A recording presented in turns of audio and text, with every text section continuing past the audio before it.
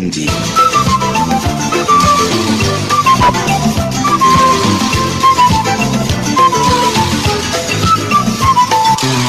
Humura Burundi.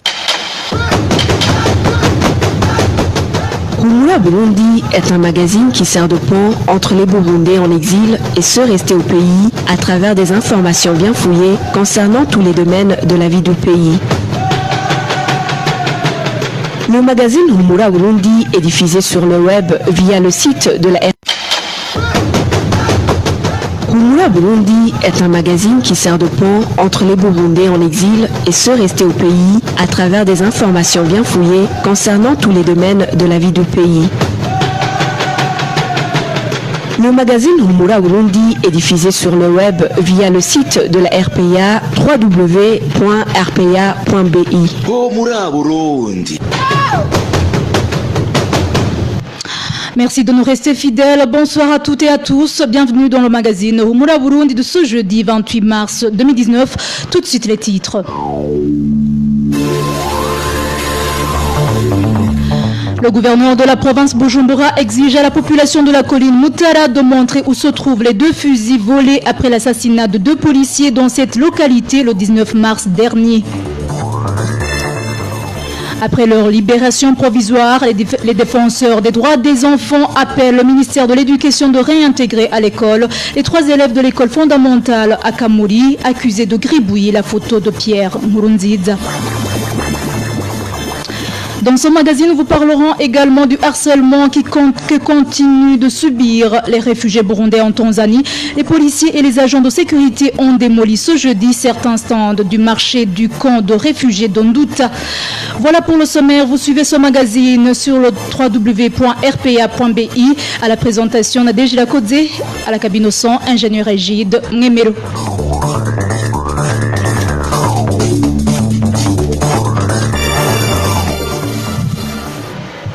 Encore une fois, bienvenue. Débutons par la page sécurité.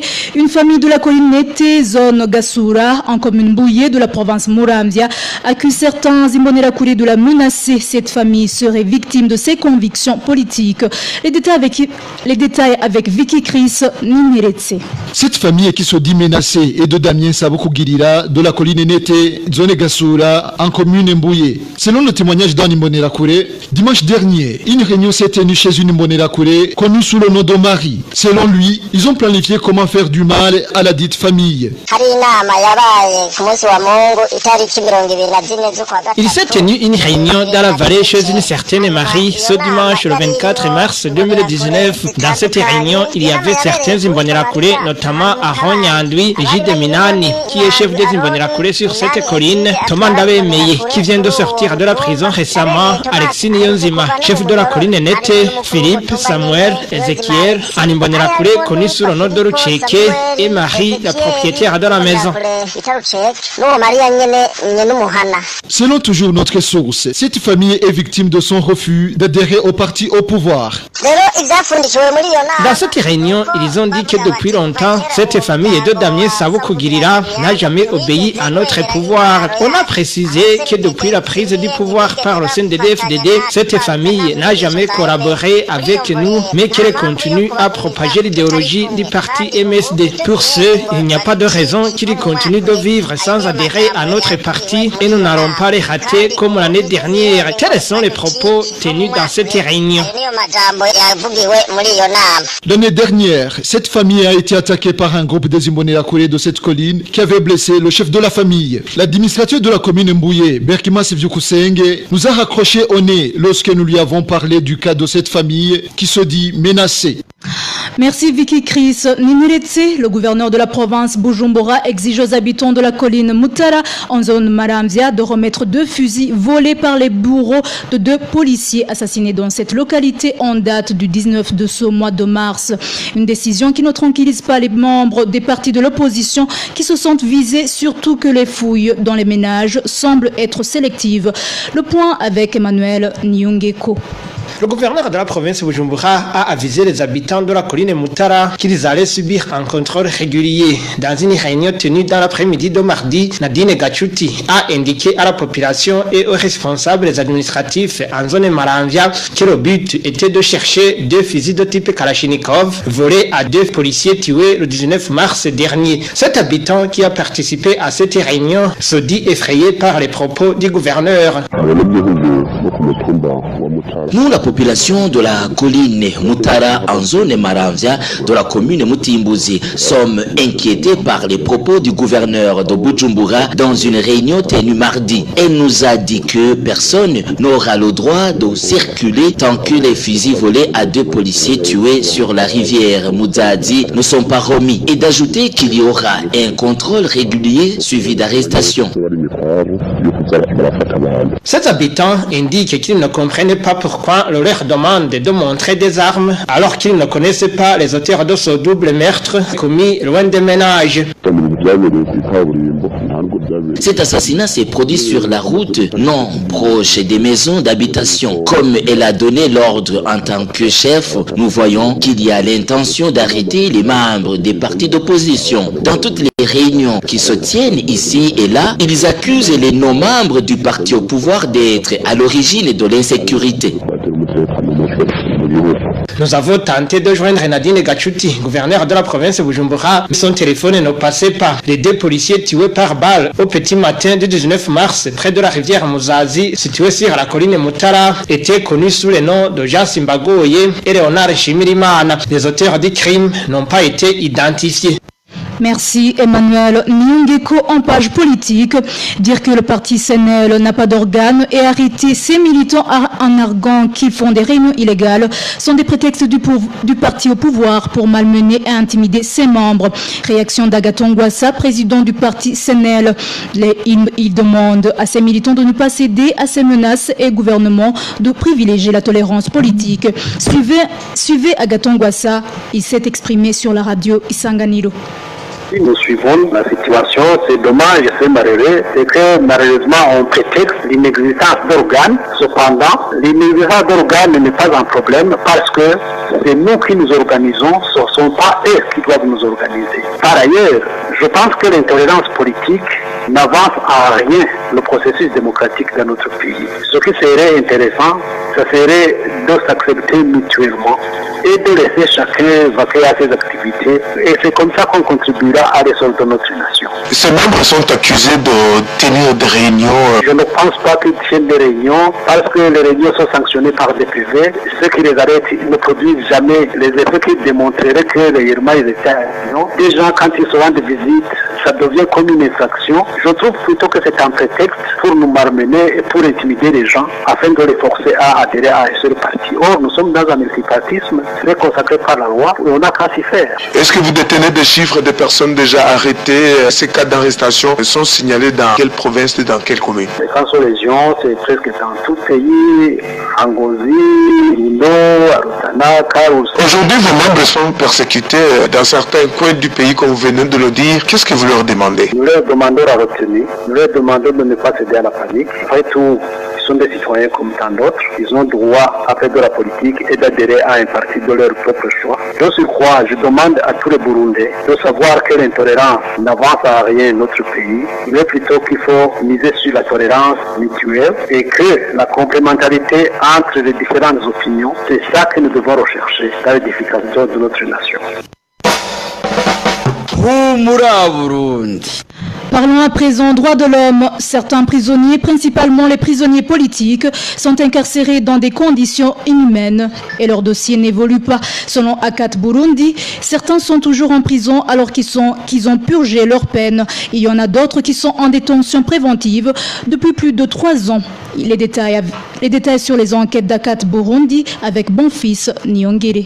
Dans cette déclaration sur la lenteur dans le traitement des dossiers des prisonniers politiques, l'Akat Burundi analyse organise l'état des lieux des dossiers judiciaires des détenus poursuivis pour des crimes à caractère politique. Cette organisation de défense des droits de l'homme se focalise sur l'absence de diligence observée dans le traitement de ces affaires. Ce comportement constitue une violation de la Constitution de la République du Burundi du 7 juin 2018, souligne Akat Burundi. Selon l'article 38 de la Constitution, rappelle Akat Burundi, toute personne a droit dans une procédure judiciaire ou administrative à ce que sa cause soit entendue équitablement et à être jugée dans un délai raisonnable. L'Akat Burundi constate que les dossiers des détenus et surtout ceux des détenus poursuivis pour des crimes à caractère politique sont traités avec une lenteur démesurée. Les résultats de l'enquête menée dans 4 établissements pénitentiaires, à savoir les prisons de Mimba, Gitega, Muramvya et Rumonge, ont montré que ces maisons d'arrêt regorgent encore 41 cas de détenus acquittés, 109 cas de prisonniers qui ont bénéficié de la grâce présidentielle et 52 cas de ceux qui ont purgé leur peine mais qui n'ont jamais été libérés. L'organisation a également constaté que dans ces prisons, il y a plus de 60 détenus qui viennent de passer 3 ans en détention préventive. D'autres prisonniers ont interjeté appel et depuis 3 ans sans que le dossier ne soit programmé pour être entendu par le juge d'appel. Une pratique qui est contraire au code de procédure pénal en vigueur, signale l'organisation. L'article 276 de ce code stipule que la juridiction d'appel dispose d'un délai de 15 jours pour statuer à compte de sa saisine, rappelle Akat Burundi. Cette organisation recommande à la communauté internationale de garder un œil vigilant sur le Burundi, étant donné que le gouvernement de Pierre Nkurunziza s'est déjà montré insouciant envers le respect des droits de la personne humaine en général et c'est des prisonniers en particulier. Merci Bonfils Nyongere. La ministre de la Justice ne devrait pas se lamenter devant les juges corrompus. Il aurait fallu simplement qu'elle ordonne au procureur général de la République d'ordonner la poursuite de ceux qui ont commis des actes répréhensibles. C'est du moins la réaction de Maître Dieudonné Bachila Ishidze sur les propos tenus par la ministre Aimée Laurentine Kanyana quand elle a accusé plutôt de corruption certains juges de la cour d'appel de Nahangwa lors d'une réunion qu'il a organisée à leur intention. Suivez plutôt Maître Dieudonné Bachila Ishidze. La lutte contre la corruption est devenue une sorte de vaine chanson parce que sans réelle volonté politique, on ne peut pas combattre la corruption. Le régime issu du 3e mandat ne peut pas combattre la corruption parce qu'il est issu de cette même corruption. Je rappellerai en passant qu'après l'échec du 21 mars 2014, donc de faire changer la constitution pour obtenir ce 3e mandat, Pierre Nkurunziza a instrumentalisé la Cour constitutionnelle en alléchant les juges, en leur accordant des primes qu'ils ne recevaient pas avant, des primes qui venaient directement de la présidence. Je rappellerai que le vice-président de la Cour constitutionnelle actuellement en exil a révélé comment on leur donnait ces cadeaux juste pour essayer d'anticiper sur leurs décisions. Vous rappellerez aussi qu'en avril 2015, un mois avant que la Cour n'analyse la légalité du 3e mandat, le président de la Cour a été nommé par décret pour être membre du conseil d'administration de la Brasserie. Lorsque les juges ont analysé et ont rejeté le 3e mandat, il y a eu une sorte de marchandage. La ministre elle-même a été remerciée en raison de cette décision unique qu'elle a participé à imposer. Le président de la Cour constitutionnelle a eu comme récompense la nomination à la présidence du conseil d'administration de la brasserie de Bujumbura. Un autre juge a été nommé conseiller à la présidence. Donc, l'âme d'un chef est une moule qui donne la forme à toutes les autres. Un pouvoir fondé sur la corruption ne saurait combattre ce fléau. Si réellement elle voulait combattre la corruption, encore que je doute qu'elle puisse avoir même ses forces, je pense que la ministre peut essayer de neutraliser les juges qu'elle ne contrôle pas, moyennant des montages qui ont déjà eu lieu ou attraper les auteurs de petites infractions, mais elle est incapable de s'attaquer aux gros poissons, encore que même pour ces juges corrompus, il ne fallait pas se lamenter dans des réunions, il aurait fallu simplement qu'elle ordonne au procureur général d'ordonner ceux qui ont commis ces actes répréhensibles. Donc sans une réelle volonté politique, on ne peut pas combattre la corruption. C'était maître Dieudonné Bachiraïchidze, toujours en page droit de l'homme. La police kenyane sauve 25 Burundaises des mains des trafiquants d'humains. Selon des journaux kenyans, ces femmes burundaises étaient hébergées au domicile des 3 trafiquants kenyans. Elles attendaient leur transfert vers les pays asiatiques. Le point avec Rachel Kagissier. La plus jeune de ces Burundaises arrêtées au Kenya a 24 ans et la plus âgée a 33 ans. Selon le journal La Ligne Capital News, ces Burundaises étaient retenues en otage au domicile des présumés trafiquants dans la région d'Ogwa-Kailu, dans le district d'Ojuja, en province d'Okiambu. Ces femmes ont été sauvées par des détectives de l'unité de lutte contre la criminalité transnationale agissant sur des informations données par la population. 3 femmes suspectées d'avoir un rôle dans ce trafic ont été arrêtées et devront déferler devant la justice. Selon des enquêtes préliminaires, ces Burundaises étaient détenues à un endroit comme transit en attendant leur transfert vers le pays asiatique où elles seraient probablement vendues comme domestiques. Au mois d'avril dernier, 29 autres femmes burundaises avaient été arrêtées dans ce même pays avant de se rendre dans le pays arabe.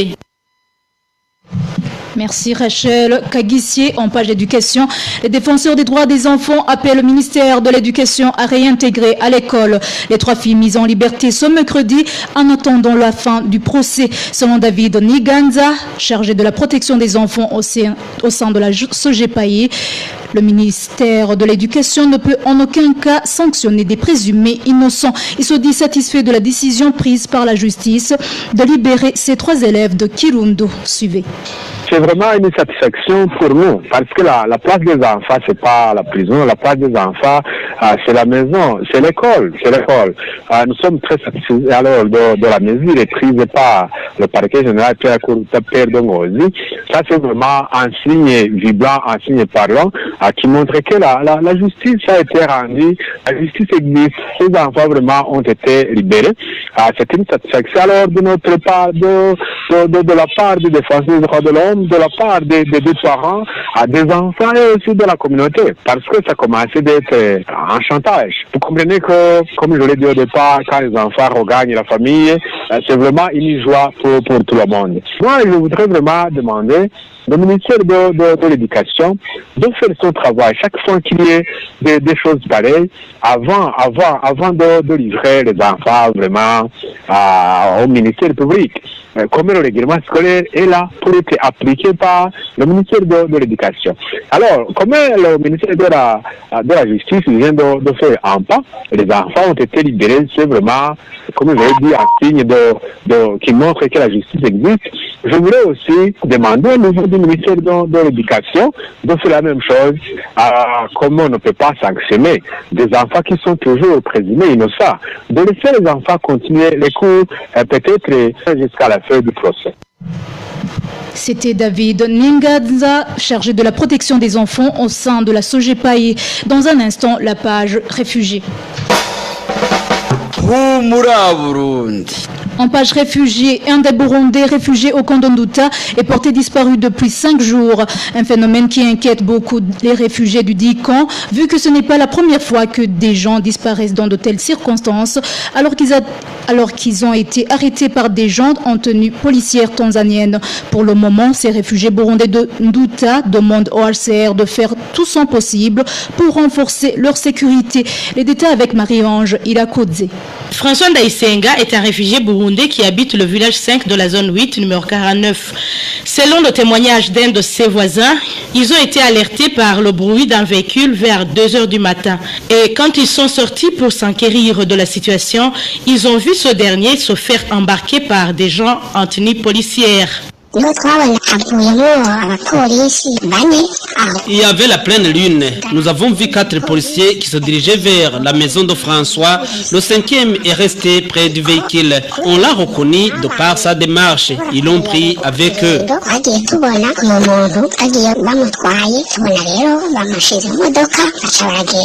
Le lendemain de son arrestation, poursuit notre source, la femme de François est allée demander de ses nouvelles, mais la police a nié l'avoir vu. Le matin, quand je me suis levé, j'ai été voir sa femme pour lui demander s'il y avait du nouveau. Mais cette dernière m'a dit que la police lui a certifié qu'elle n'était pas au courant de cette arrestation. Des réfugiés burundais du camp d'Onduta indiquent qu'ils sont inquiétés par ces arrestations et disparitions des leurs. Des arrestations qui sont toujours opérées par des gens en uniforme policière. Nous sommes très inquiets car ces gens viennent pendant les heures avancées. On s'est aperçu parce que nous faisons régulièrement des rondes nocturnes.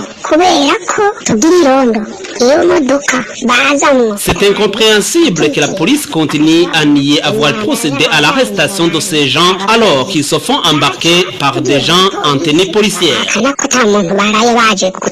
À part ces disparitions, 2 autres Burundais ont été arrêtés ce mardi 26 mars par des agents de la documentation du district de Kibondo. Il s'agit de Selemani, responsable des réfugiés burundais du camp d'Onduta, ainsi que du chargé de la sécurité dans le dit camp, le nommé Samuel Nibadzongiza. Ils auraient été interrogés sur la distribution des treillis semblables aux tenues militaires saisies dans ce camp il y a de cela plus de 3 mois avant d'être relâchés ce jeudi. Marie-Ange Irakudze, dernier dossier de ce magazine. Le harcèlement des réfugiés burundais se trouvant en Tanzanie se poursuit ce jeudi. Les policiers et les agents de sécurité Sungu ont procédé à la démolition du marché central du camp d'Onduta. Durant l'opération, les commerçants ont été dispersés à l'aide des matraques et le gros de leurs marchandises a été endommagé. Le point avec Balthazar Miburu.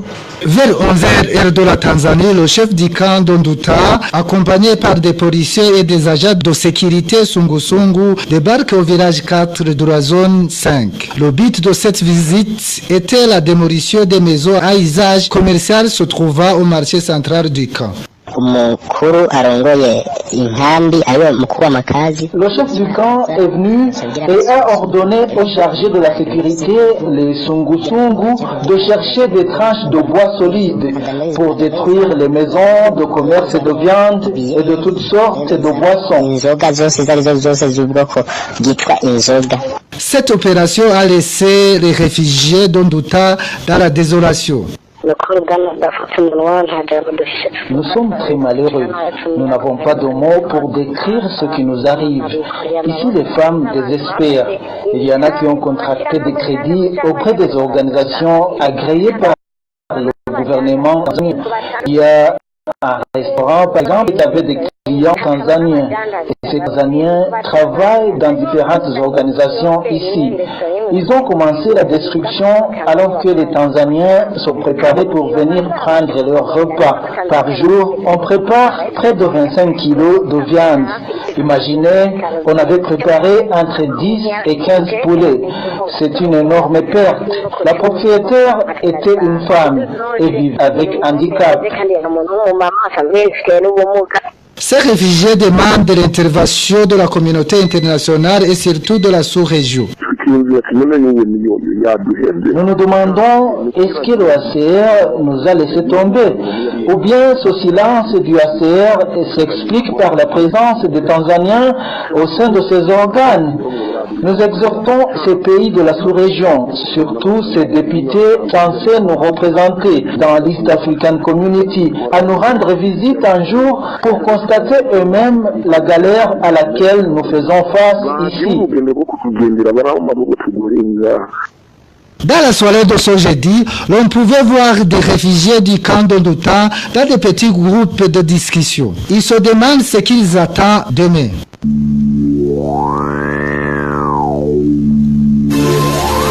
Merci à toi Balthazar Miburo. Et voilà, chers auditeurs, c'est la fin de ce magazine Humura Burundi de ce jeudi 28 mars 2019. Merci pour votre oreille attentive.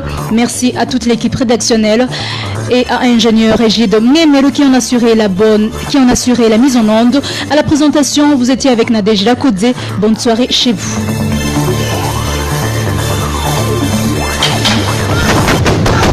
C'était le magazine Humura Burundi. Un magazine comprend pour relier les Burundais en exil et c'est toujours au pays à travers une information de qualité.